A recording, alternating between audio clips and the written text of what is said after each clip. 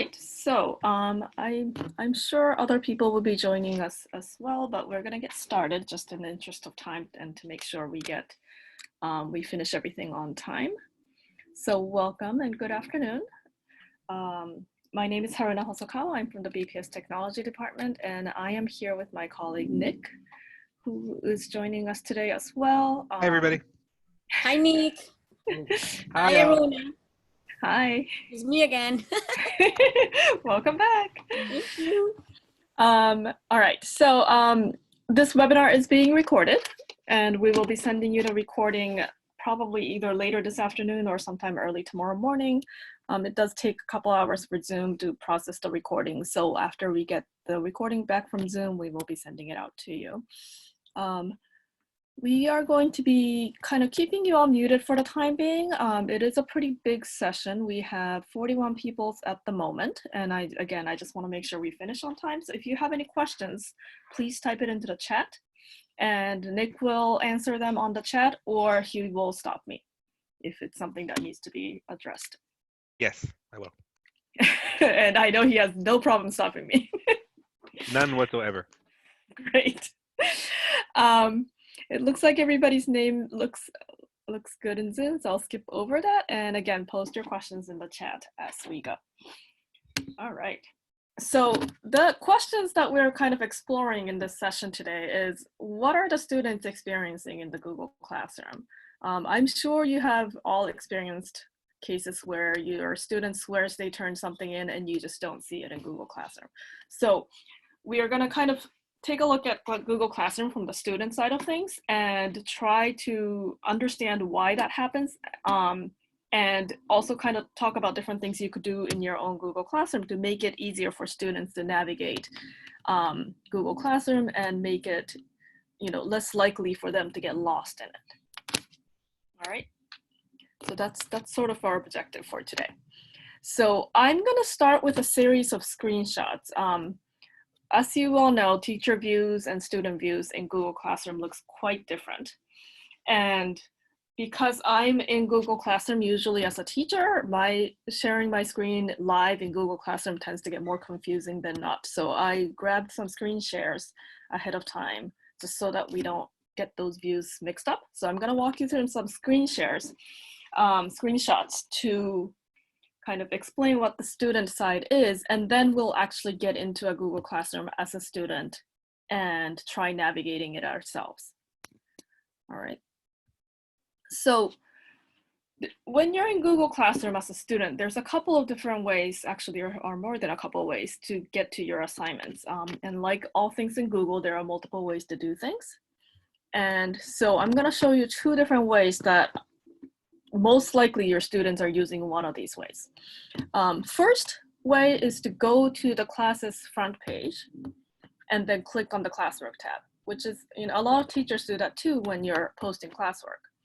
And it seems like a pretty intuitive thing to do.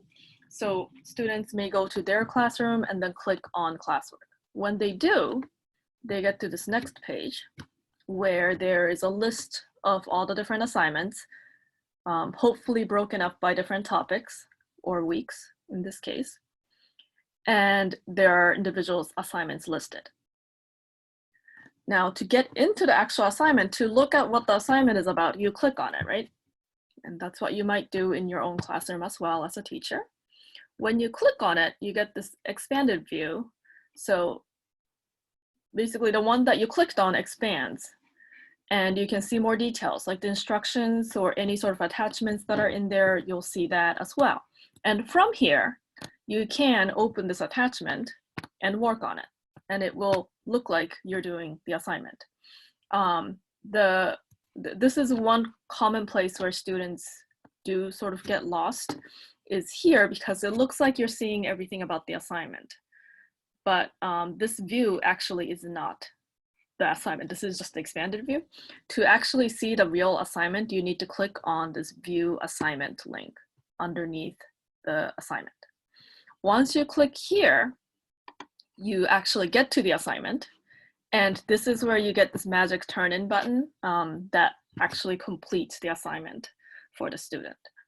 So from this view, you still see the instructions, you see the attachments, and you see this turn in button. This is sort of the magic button that the students need to get to actually turn in and complete the assignment. So as you can see, there are quite a few clicks involved to get to this point. So that's one way of navigating to an assignment and finding the actual turn in button. The second way is from classroom.google.com. And this is where you see all of your classes. And this is a screenshot from my son's class, son's Google Classroom, actually. He's a 4th grader at ABP at school. And this is his preferred way of navigating, actually. So from here, where you see all of your classes lined up, if there are any upcoming work, it shows up right underneath the class. So this particular assignment here is due today. There are 2 assignments in here that's due Monday and Wednesday, and you can see those clearly, and that's why he likes this view better than actually going to the classroom itself. From here, you can actually click on these assignments and go straight to the assignment, or underneath each class, there's this little button here where you can click to see all the classwork for that particular class. Now, as teachers, we don't get this. So this little button here is something that the students get, but we don't get to see. So when you click on this little button here, you see this view where you see a list of all of the assignments for that particular class, and you see the status. You can see whether it's been turned in or whether it's assigned but you haven't turned in. If it's assigned, you also see the due date, which is nice. You will also actually see if there's any missing work. Missing work means it was due previously, so it's overdue. You'll see actually highlighted in red. So you'll see any missing work in here, and thank goodness my son does not have any missing work, but you'll see those like really highlighted, and it's easy to spot those as well. So these are all the assignments for a particular class, and when you click on an assignment, you see the same expanded view, but you have to click one more button, View Details, to actually get to that Turn In button. So you have to click on View Details, which will take you to this view. And I apologize, this assignment is in Spanish because it was a Spanish class that he was doing this assignment for. But you know, the assignment will appear here. The attachment will appear on the right-hand side, like the other assignment view you had before. And again, the magic turn-in button is here. So again, you know, either way you navigate, you do have to click through quite a few things to get to this turn-in button. And this is another example of an assignment that doesn't have an attachment. If the assignment does not have an attachment, they get this Mark as Done button, which it's kind of a student's way of saying I've done this assignment if there was nothing to submit in this case. This was an art assignment. And I think I can't read Spanish, unfortunately, so I don't know what the assignment said, but usually this teacher wants students to just show her the assignment in Google on Zoom while they're in the live Zoom. So once they've done that, the students can click on Mark as Done. And on your side, at least, you know that the student did the work. So those were the screenshots of the different student views.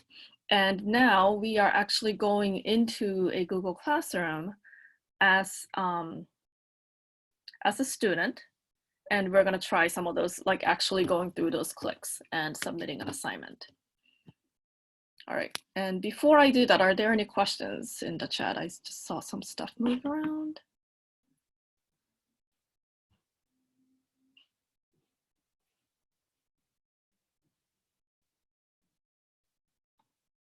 All right, so if you have,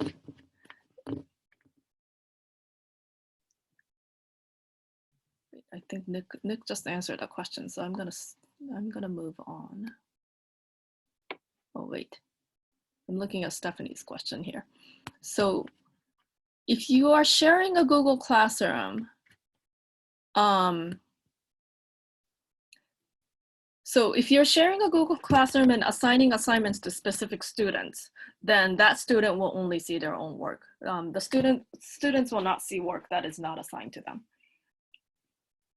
Okay. So I'm gonna have you sign into a Google Classroom that we have created for this class. But before I do that, I want you to all take a minute to rearrange your desktop so it looks like this. So first of all, if my screen has taken over your computer screen, then you need to hit the escape button to shrink the Zoom window. And then resize the Zoom window so it's about maybe like 2/3 of the screen. And then have a Google Chrome window open as well.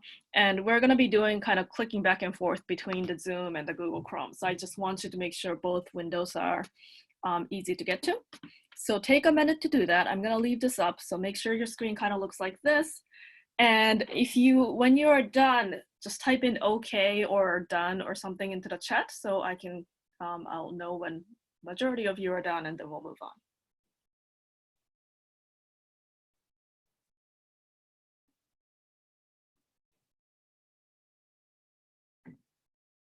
And again, if my Zoom screen took over your screen, you can click, you can type the escape button or double click on the screen and it will shrink to a manageable size.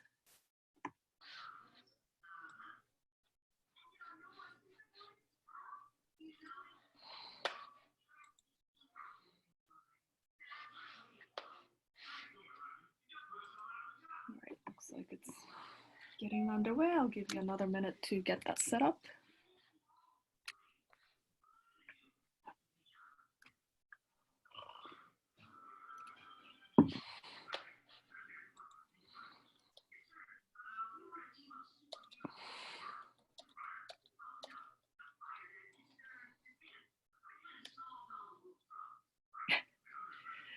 All right, so I want everybody to rearrange your screen so that it kind of looks like this. So you want to shrink your Zoom screen to be covering about 2/3 of the screen, and then have another Google Chrome window that you can sort of toggle back and forth between the Zoom window and the Chrome window, since we're going to be doing, we're going to be kind of jumping back and forth.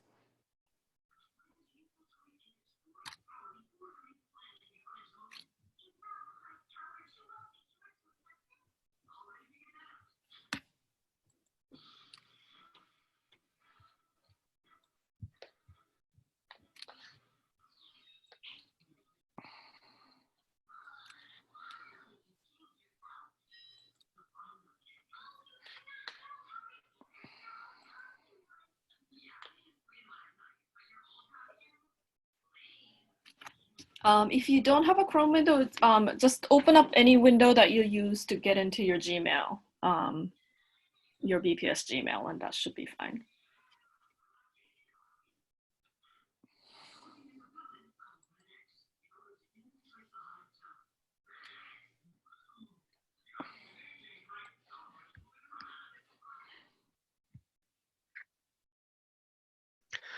Haruna, can you repeat for Don what you're doing right now? They want to, yes. Don Avery. Yes, I already did, but I can't repeat again. We are rearranging our screen so that the Zoom is about 2/3 of your screen, and there's another Google window open in the background so that we can switch back and forth.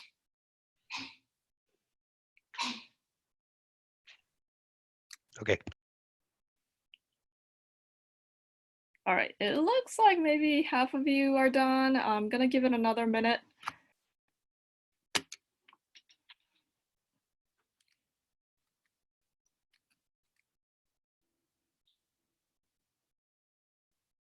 All right, looks like we're underway. So I will move on. So the next step is to go to classroom.google.com, and you are going to click on the plus sign that appears at the top of your screen and select join class and type in this code. And Nick, would you mind putting that into the chat? So you will go to classroom.google.com and you're going to click on this plus button up here and select join class, and you will enter this code right here. Sorry about that, DREAPM7. And that's going to enroll you into our sandbox class. And if you've taken a Google Classroom class with us before, in the past couple of weeks, you may already be in that class, in which case you might get some sort of a message saying you're already in the class. So I'm gonna give you another minute to do that. And let me check to make sure people are coming in.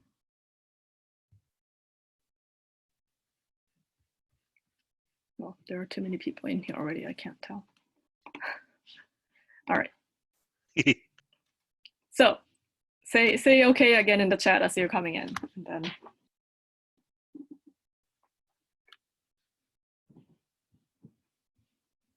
awesome.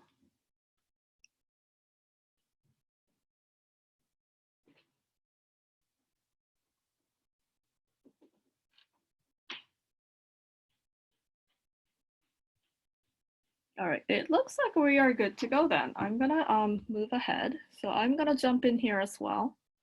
And actually, let me go in here as a student. The plus button is at the top of the screen right over here when you're in classroom.google.com.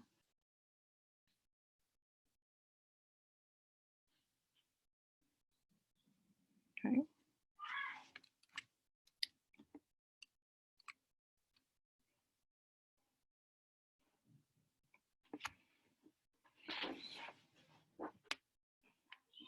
All right, so in here, I'm actually also in here as a student. The code is DREAPM7, and it's case sensitive, so you need to type it in exactly as is.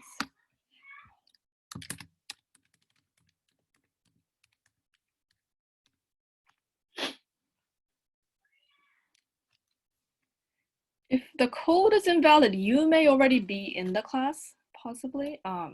So just check your Google Classroom page and see if you're in the sandbox class or not. Sorry, I just got distracted because I heard my children screaming in the background. All right, so I'm also in here as a student right now.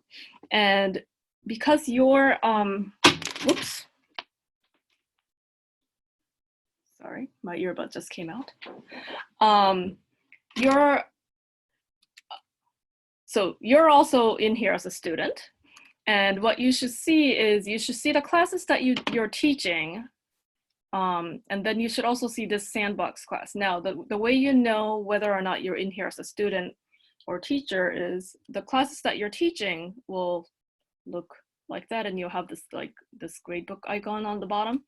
If you're a student in a class, you'll see the teacher's picture here, first of all. The instructor's picture will appear, and you'll get this open your work button. So the student view and the teacher class, they do look a little bit different. And in this particular Google Classroom page, I have a mixture of my enrolled classes and my teaching classes. So you should have that as well. And sorry, I'm gonna put the code back in there. Chat is moving too fast. All right. So like I said before with the student view, for the classes that you're enrolled in, if there's anything upcoming, you see it right on this front page. So this first assignment here is due today. We also have an assignment supposedly that's due on Saturday. And if you click on this open your work for sandbox button, and for students, they get this button for every single class. You can click and you will see all the assignments that's ever been put in for this class. A lot of them for this particular class does not have due dates, but you see that they're assigned. You see the red missing ones for the ones that are overdue. So this particular assignment was due on May 1st. We didn't do it, so it's missing. And then you also see some that are turned in. So this is kind of a nice quick visual for students to see what they've done, what's due, what's upcoming, and what's missing, what's overdue. So that was, whoops, sorry. That was from here. We clicked on that button. The other place where students can go is there is something called a to-do list. And if you click on this button up on the top left, it's we call it a pancake. You should see a list of classes you're teaching first. and then you'll see the classes that you're enrolled in. Students will obviously only have the enrolled classes. If you click on the to-do list for your enrolled classes, you will kind of get a feel for what students might see if they click the to-do button, which you'll first get a list of all of your missing work. So these are all the overdue work. And then you have a list of all the ones that don't have a due date. And then things that are due upcoming, like sorted by days. So this assignment's due today. We have another one due Saturday. So this is another nice place for students to see what's happening in their Google Classroom. And this to-do list combines all of their classes, but you can filter that using this drop down here. Haruna, can you go to the pancakes again and show them how to get there? So when you click on the pancake, because you're also teaching and being enrolled in classes, you're going to have two to-do lists. You're going to have a to-do list for the classes you're teaching in, and then another to-do list for the enrolled classes. So to get the student's view perspective, you need to click on the enrolled to-do list. If you click on the teaching to-do list, you're going to get a different thing. And you can, as a teacher, you could do that too. It actually gives you a list of all the assignments you need to review and grade, which is kind of nice. But for the students, they will only have this to-do list, which will take you to this view for all of their work. Now this view, again, it does combine all the different classes. The classes are color-coded, but it's a nice place to see for what is going on. So usually what I do is, because my son is not always that trustworthy and he will say he's finished with something when he's actually not, at the end of the day, I tell him to log into Google Classroom and show me the to-do list. And I just check to make sure there's nothing in this missing list. And it's a really just nice quick visual to see what's happening and if there's anything missing. All right, so I'm gonna go back to this front view. Now we're gonna now go into the class itself. So I'll click on this class. And most students will then go to the classwork tab. So we'll do that as well. And here you see all of the assignments. And the way the assignments are arranged, it's going to depend on the teacher. So, each class for a student may look a little bit differently, but hopefully they have some things that are arranged by topics or weeks, and then different assignments. Okay. And from here, you do see the due dates on the right-hand side, but it's a little bit difficult to see what's actually due and what's happening in here. So what we're going to do for this purpose, we're actually going to go to week 5.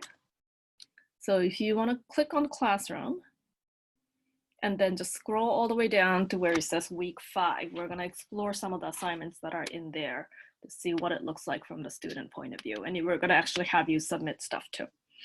Okay, so assignments 15, 16, 17, and 18 are actually 4 identical assignments in 4 different formats.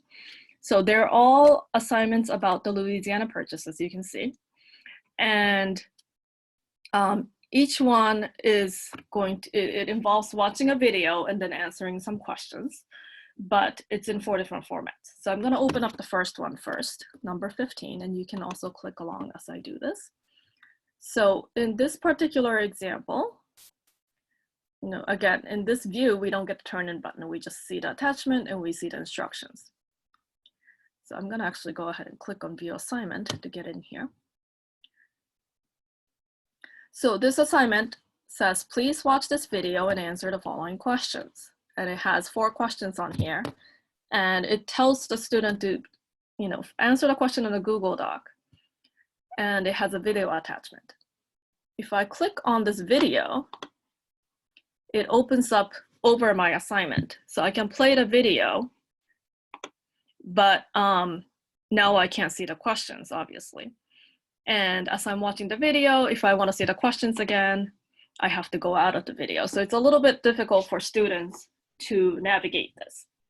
And the other kind of problem with this, the way this assignment is done, is that it says to answer in a Google Doc, but I didn't actually create the Google Doc for the student. So the student will then have to come here and then create their own Google Doc. And then it does take a little time to create Google Docs. And then from here, you need to click on that. And now it opens up in a new tab. So now I have to flip back here, watch the video again, and so on and so forth. So it is a lot of clicking to answer an assignment this way. So that's the first example. And so after all of that, after you type in like your answer, you have to then turn in, which you can do from Google Docs. I'm not going to do that because this tends to get confused since I'm actually in here both as a student and a teacher. But you can also turn in from here by clicking this magic button here. So that's the first example. I'm going to go back to here. The second example, example number 16, is, again, it's the same exact assignment. Whoops. Oh no, I got switched to my teacher view. Sorry. I have two different accounts signed into this Google Chrome, and that's how I'm sort of faking the student view and the teacher view. So sometimes it crosses over and gets confused. All right, so I'm back in here as a student. So I'm gonna look at assignment number 16. So in this particular example, it just says to open the attached document and follow the instructions in the document. And there is a Google Doc attached. So if I click on that, there is a video linked to it. So, you know, if you're a student, you have to click on this and open this video, which opens up in another tab.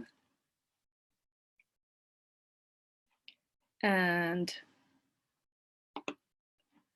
then, but at least, and you know, the questions are already in the Google Doc. All you need to do is type in this Google Doc that the teacher provided already with the questions and submit this.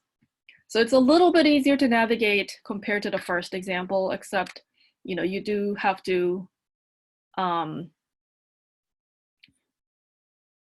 you are going to open up YouTube, and we all know the dangers of opening YouTube. And the kind of the challenge of opening up a video in YouTube is that it auto-plays the next recommended video, and it kind of leads you down this rabbit hole of crazy YouTube videos.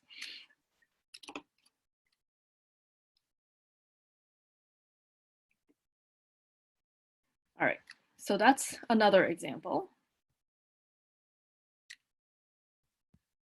And how are we doing in the questions? I'm just trying to see what's, Nick, is there anything pressing in the questions? We have a question from Laura Pomponi. There is no document button available for number 16. My screen is still loading, so perhaps that's why. It's probably why, yeah. Google Classroom could take a long time to actually generate documents for you, especially when it's done this way where everybody gets their own copy. And network has been a little slow, so be patient. Thank you. Yeah. All right. And I'm seeing a private comment here. All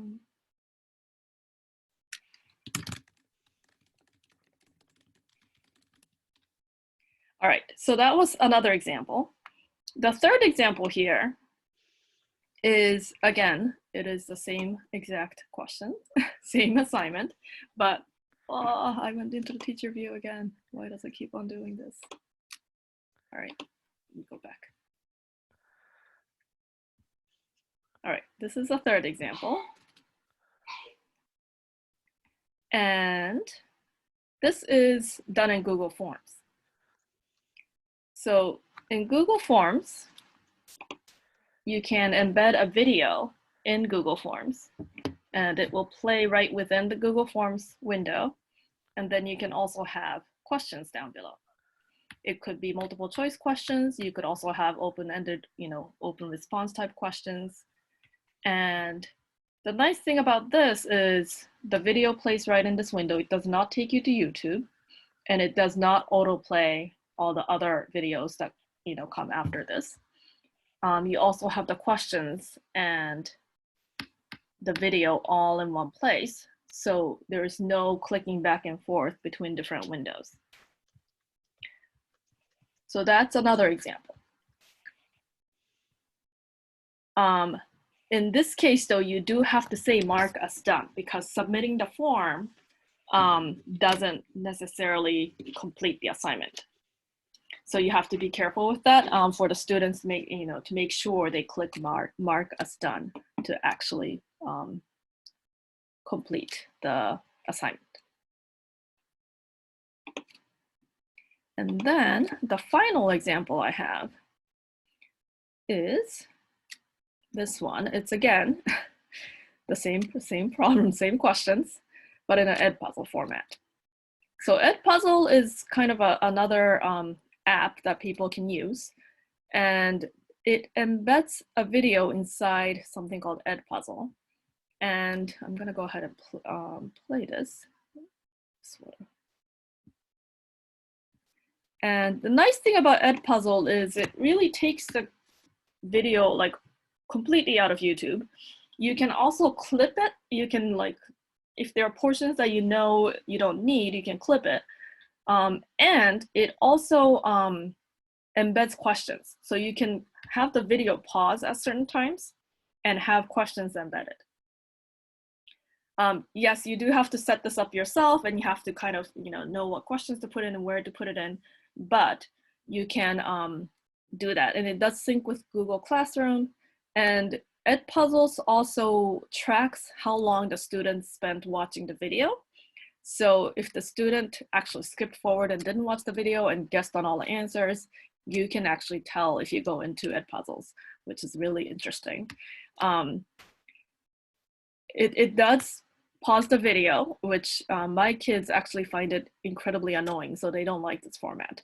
But for some people, it might be good. And I do like that you can, track the minutes of watching the video. It is kind of a nice feature. So you could have open-ended questions or multiple choice questions in here as well. So that's another example. And here, I'm trying to see which window I should go to. And this one, you do have to mark as done as well when you're done. So, there are kind of pros and cons for each different format, but I do want you to spend a few minutes and try a couple of different formats and see, just kind of try to experience how many clicks does it take for you to actually submit something? How do you know that it's something it's done? So if you, I'm gonna give you, let's say 10 minutes. So it's 1:35 on my clock. I'm gonna give you until 1:45 to play with it. And also think about, when you're in an assignment like this, how do you get back to your class? How do you get back to the rest of your assignments? So think about those as you navigate and try to complete maybe at least 2 of these 4 assignments. Obviously, you don't have to complete it correctly, but just try opening it, typing something in and submitting it. And then complete this reflection question at the end, which is just a quick poll asking you which one do you like the best, which is the assignment number 19. Arina, we're having some of the participants having issues getting into Edpuzzle. Ah, that's too bad. I don't know why it's doing that. It's been doing that before too. I don't know whether it's because we added you after the fact or... All right, so don't worry about the Edpuzzle. So try assignments 15, 16, or 17.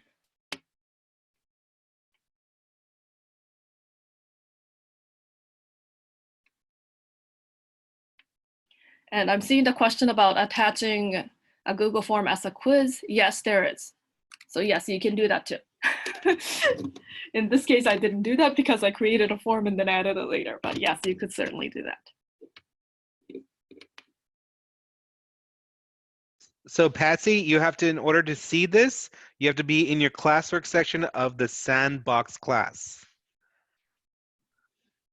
This is for Patsy.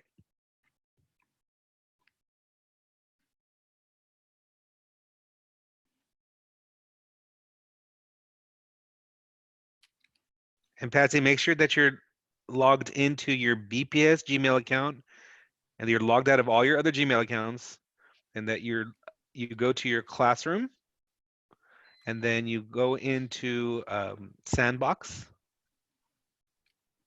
and then you'll be able to click on classwork.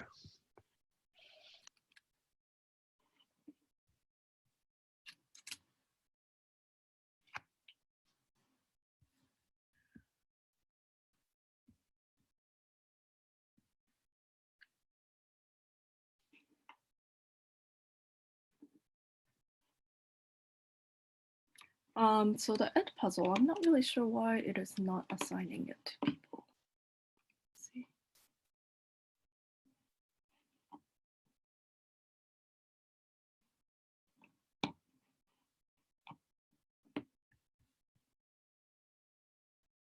It looks like it's been assigned though. That's really weird.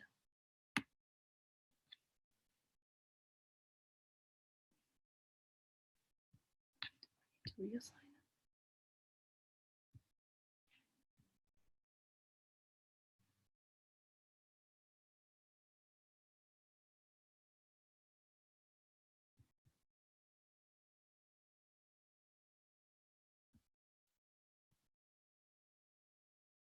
Let's see. I'm gonna reassign it to the class to see if that works.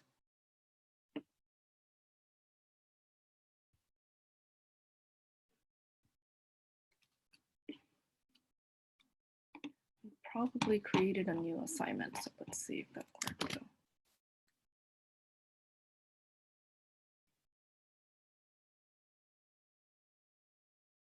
Yep.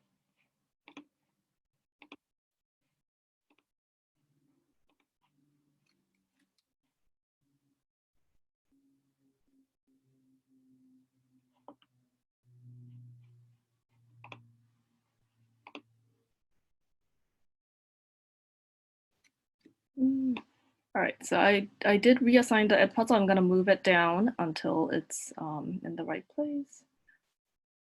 And then you can see it as well.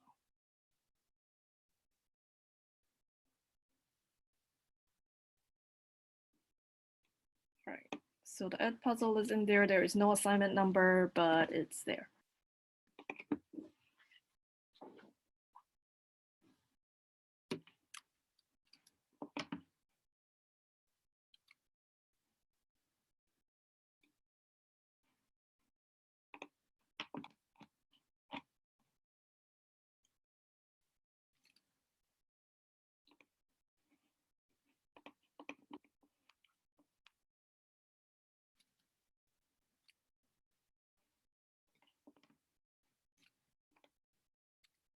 All right, so we have 5 more minutes. I did put the puzzle in there, so definitely try that out as well. If you have any questions, you can also take this time for, we can do a quick Q&A here as well. So feel free to unmute yourself and ask questions if you have any questions.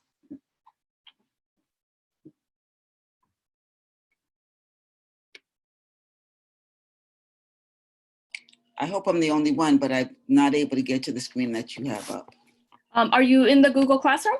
Yes. So you were able to get to the Google Classroom. So if you go to classroom.google.com, you should see something like this, where Okay. all of your classes are. Well, my classes are yes. Do you see the Sandbox class? Where is that? So did you join this class? I did. So you should see this Sandbox, like class Oh. that's called Sandbox in there somewhere. If you have a lot of classes, it might get buried, but. Okay, let me classroom. Go back. Google Classroom.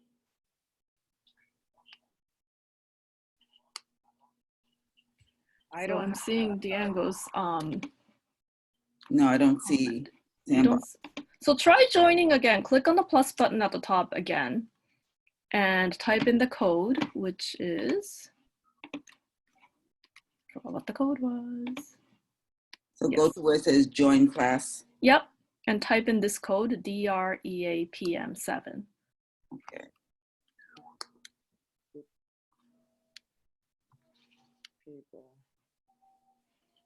Need help?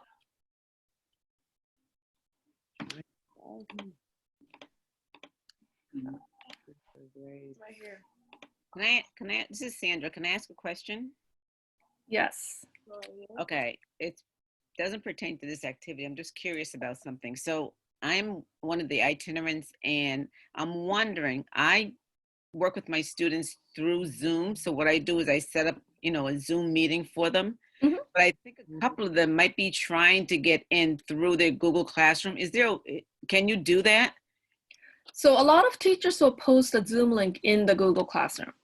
So where I don't have a classroom, what should I do? Should I go to that student's classroom and post it? What they've been doing is, I don't know if they go through Zoom.us or however they do it. And I make sure I send it to their email, and I make sure that they have the meeting ID number and the password.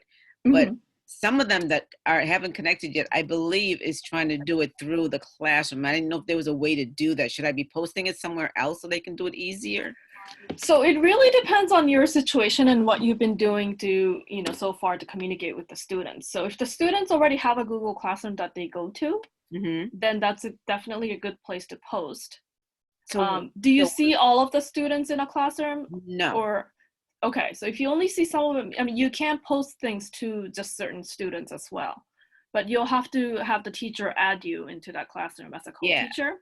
Yeah, see, I was trying to avoid that because it gets very confusing. But I think Right. they go in and they have their Google session. I think they're thinking that they can get to me through that, and I wasn't sure the way to do that. Yeah, I mean, I don't think there's like a one good way to do that. It's It probably just not the really best. depends on what you've been doing so far.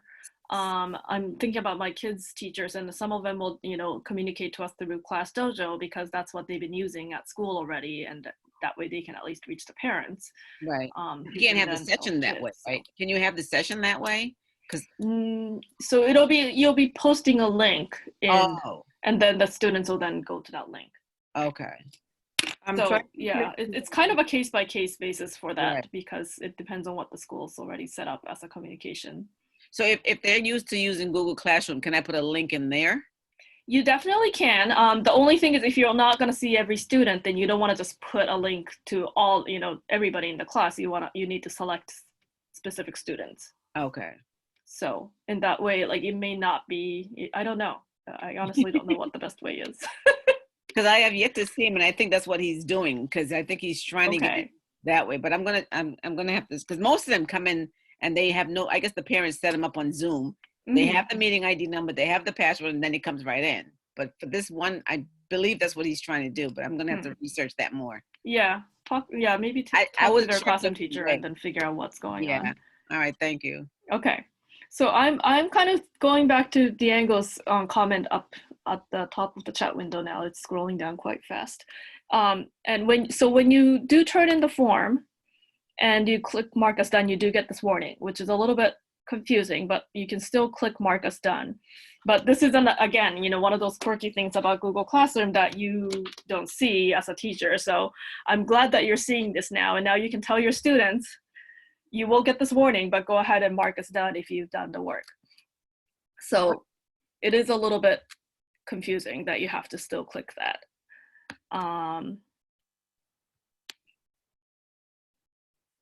So I click on the Edpuzzle number 7, right? That's the one? So don't do the 17. That Edpuzzle, I think, like, Edpuzzle's kind of weird when it, actually 17 is a forms. So which one is the one that I have to click on? Because the one that's between number 18 and 19, the one that's unnumbered. Sorry about that. Okay. I was clicking the number 7 one. Oh yeah, we have a ton of Edpuzzles in there, sorry. Yeah. But it's asking me, ask your teacher to add you. For this one too? Yeah. Oh, that's weird. All right, don't worry about it for now. I do want to move on. So don't worry too much about it now. And what is happening? Yeah, that's really strange that Edpuzzle's not working, but don't worry about it now for the time being. I'm actually going to move on. I don't know how many of you had a chance to answer this reflection question, but if you did have a chance to do so, I will take a look at what the responses are. And the main thing about those 4 exercises was just for you to get a feel for, how the structure of the assignment can make it harder or easier for students to navigate different assignments. So it seems like people like the Google Forms. And Google Forms can be linked to Google Classroom, and it can automatically import grades if you set it up that way. There is a little bit of setting up involved to do that, and you can also make Google Forms self-scoring. So if you have a bunch of multiple choice questions, you can set up an answer key, have it score automatically, and then pull that right into Google Classroom grades, which is really cool.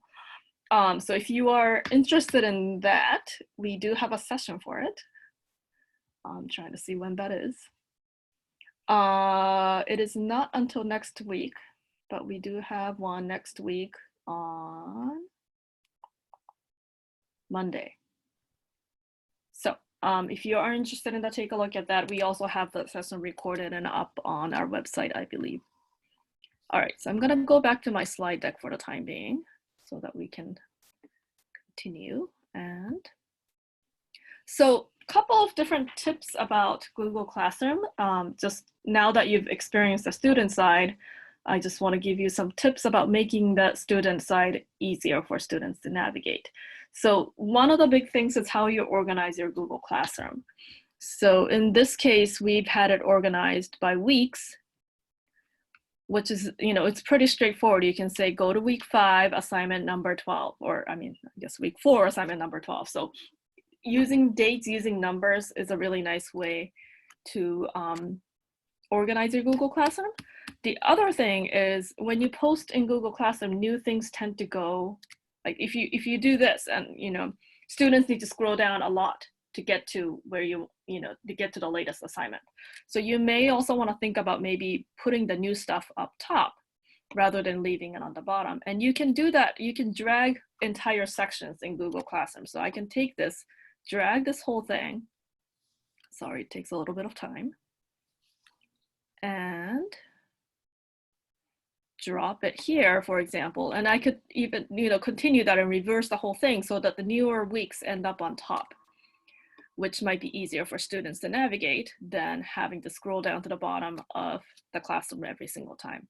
I'm gonna put this one back on the bottom because we share this Google Classroom with multiple classes, multiple instructors, and I don't wanna mess it up. But that's something to think about. Using topic titles that students can understand and relate to. So in this particular class, we have a topic called important messages. We also have a topic called office hours. Now, is that going to make sense to students? If you have younger students, let's say kindergartners, they're not gonna know important messages and what that means. So you might need to change the language to something that they're familiar with. Maybe it could say like, something for your parents, or to do, or do now, or some language that they can understand. Or if you have something like important messages, you need to explain to them. Don't assume that they're going to look at it if it says important messages. Explain what that means and what the expectations are around that particular topic. Is it something that they need to check every day, or is it something else? And then numbering dating assignments. The second tip is around assignment design and posting. So I think you got to experience the different types of assignments you could have. Putting the instructions and tasks in the same place is really important. And I think you got to see that between the Google Doc and the Google Forms. And it really minimizes the clicking around and the tabs that are going to open on top of another. And especially with things like videos and Google Docs, it's really challenging to have a tab open with a video and then a Google Doc open on another tab and then a Google Classroom on a different tab. And it does get very confusing, especially with a Chromebook, where moving around windows is not as easy to do than in a MacBook. So think about that when you're creating the assignment, and even things like Google Slides, have an instruction slide in there so that they don't have to look somewhere else for instructions, making sure you put everything in one place. That's definitely helpful. And then for navigation, encourage the student to click on the classwork button on the main page. So that is, let me just go back. So that's this button here, the classwork button that shows up under every class. So teachers don't see this button, but students will have this under every single class. And that will take them straight to the classwork for them. The other thing they could do is just use this link here that appears under every class. So any like upcoming assignments, things that are due today, tomorrow, in the next few days will show up here. So they can click right on that and it takes you straight to the assignment.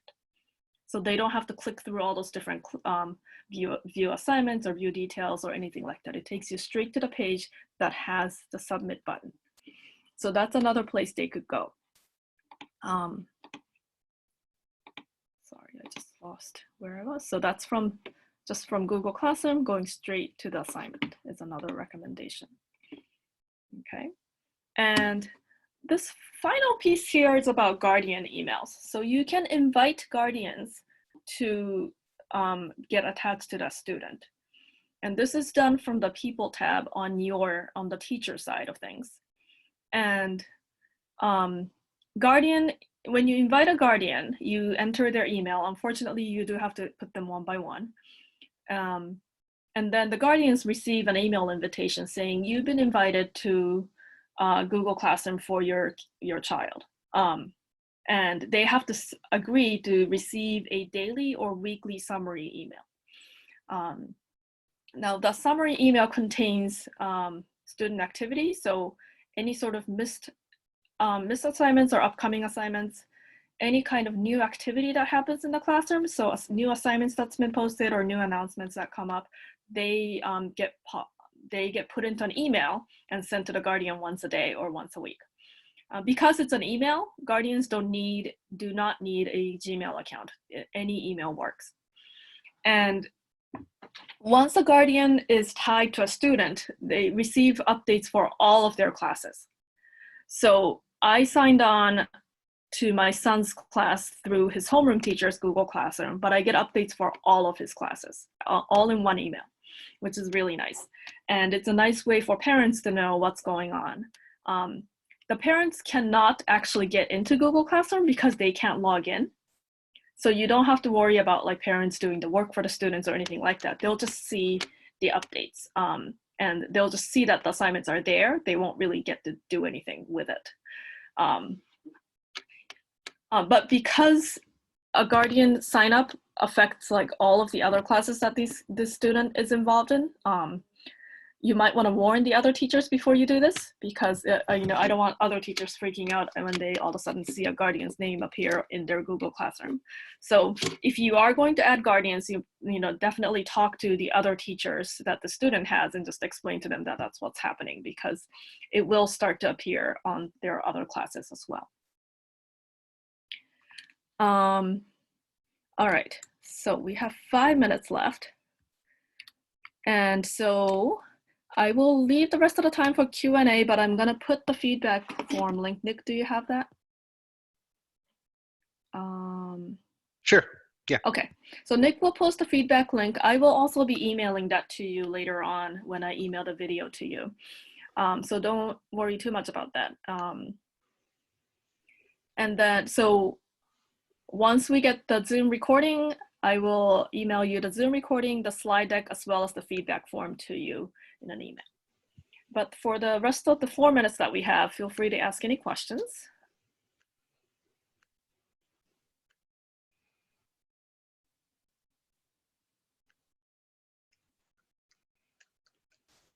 No questions?